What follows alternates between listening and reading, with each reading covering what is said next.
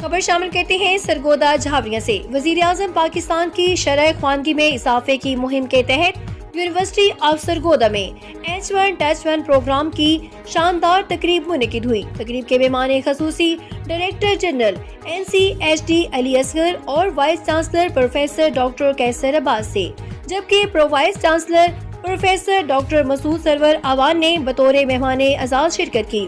اس موقع پر director academics doctor Usman Shahzadi, NCHD کے افسران، یونیورسٹی اساتذہ اور طلبہ کی بڑی تعداد موجود تھی۔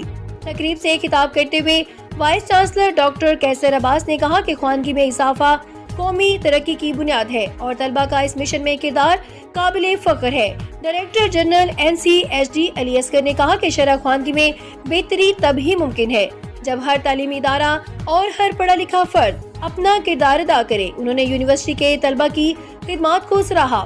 ڈائریکٹر اکیڈمکس ڈاکٹر عثمان شہزادی نے بتایا کہ اس پروگرام میں مختلف فیکلٹیز کے طلبہ نے بڑھ چڑھ کر حصہ لیا اور اپنے حصے کا بہترین کردار ادا کیا۔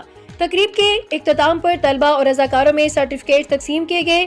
رپورٹ ظفر عباس، تحصیل رپورٹر شاہپور۔ مزید خبروں اور اپڈیٹس کے لیے وزٹ کیجیے ہماری ویب سائٹ الجزیرہ نیوز.tv۔